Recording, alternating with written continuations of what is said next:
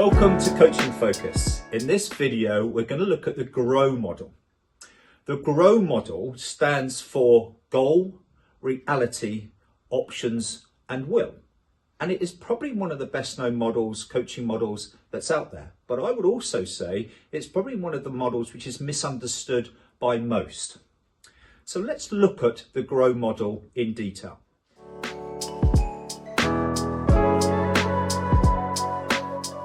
The actual model itself stands for to grow. And the model, its specific use is to structure a conversation. And when we have a conversation, I'm sure as you're experiencing for those that have done coaching, the conversation doesn't always go in a logical manner. So a lot of people make the mistake of thinking that the GROW model goes in a linear fashion, G-R-O-W. But what you need to understand is that the GROW model is not a process. It's more dynamic. And what you'll find is when you have a coaching conversation with your coachee, the conversation will bounce around. So in simple terms, the GROW model are 4 key components of what needs to be covered to provide a structure to a conversation and to make that conversation effective and efficient. So the way I like to look at the GROW model, and if you liked in having a coaching conversation, is that you're holding the conversation, not necessarily structuring it, but you're holding a conversation. And the way to look at this is that when you start off a conversation, you're asking people to put content into the conversation. And the 2 here stands for topic.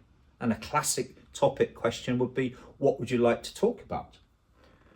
As soon as you ask that question, the coachee will put their data into the conversation. I like to call this the pot, the conversation, the conversational pot.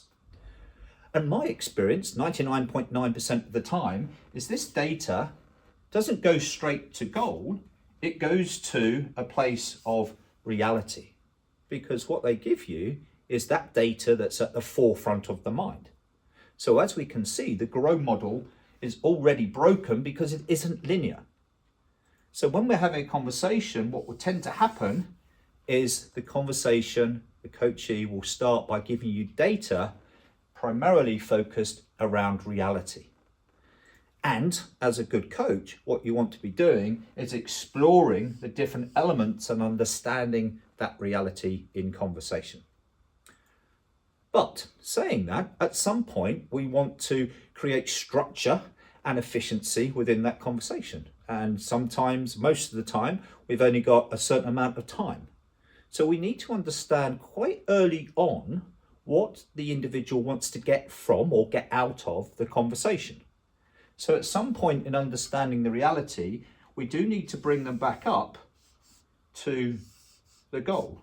And the goal is not of the program, it's not a macro goal, but when we're having a coaching conversation, the goal is, what's the goal of this conversation, the time that we're going to spend with each other?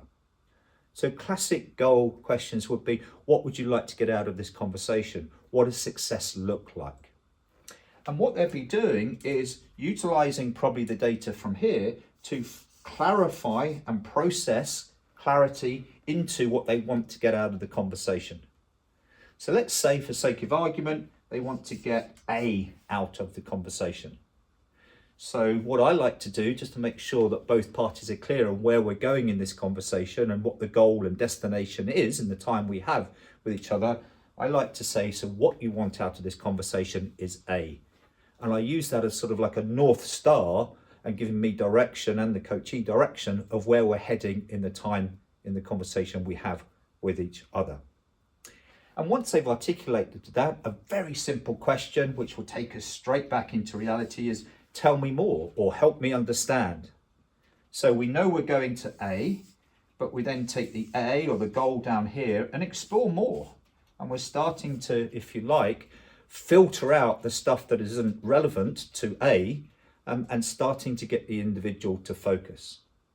And what's very interesting when we go back down into reality for the second, maybe third time, and we start processing the data, is what you'll notice in the conversation is that they will start giving you naturally options. They'll start coming forward with ideas of actions, steps that they can take.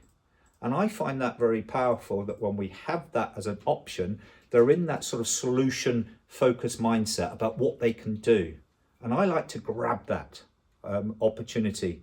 And a simple question I like to put in when I start to hear options forthcoming is, what else? What else can you be doing? You've told me this and you've told me that. What else? And that question is very simple but very powerful, because when we're at this stage, what it gets them to do is work a little bit harder for me. They dig a little bit deeper. Here we've been at the forefront of the mind. We've helped them process, and we're starting now to find what they really know, and some of that unknown knowledge that's there that we need to bring to the fore. So what else? And I keep pushing and pushing my coachee to see what else is there. Now, there will be hopefully lots of actions and different options that emerge, but one of two things will happen. There'll be nothing else for them to give. And at this point, you might then put your own ideas and your knowledge in if we're going into the directive space, or time may get the better of us. And that's one of the challenges when we're structuring a conversation. We've also got to manage not just the conversation, but the time we have as well. So what I like to do at this stage is say, look, we've got a few minutes left. We need to start wrapping up the conversation.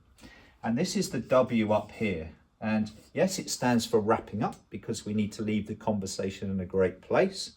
But what we also need to do is find a way forward. And again, one of the things I like to do at this stage when we've got lots of options is rather me propose the way forward. It's a simple question in asking them. So what's the next steps? What's the way forward? What are you going to do next? Would be classic way forward questions. And what they then do is they give me the actions that they're going to take away.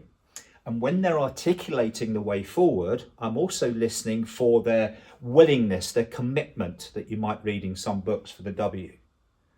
And what I'm listening for is things like will do, might do, can do. And if there's an element where I feel there's a lack of doubt or lack of willingness, I will then at this stage challenge and clarify whether it's something that they will do or might do. And then once they've wrapped up and when they've given a way forward and that summary of what they're going to do next, I might just refine that or add anything that they might have missed to make sure that they just haven't forgotten that. And then I move to the other W, which is the wrap up to close it. And you need to be really careful here. It's very simple to wrap up. A very simple wrap up would be, great, thanks, good luck, look forward to knowing how you got on. And that's a wrap up. What you don't want to be saying is things like, is there anything else I can help you with? Because what you're then starting to do in this conversation is open up another conversation, and you may have run out of time, or if not, then you'll start to dilute the focus that they've been able to get at the way forward and the wrap up part. So that, in very simple terms, is the GROW model. And as a quick summary, it's not a linear process, as you've noticed here. We put content into the conversation, and we need to be very mindful where we are with the key components of structuring a conversation.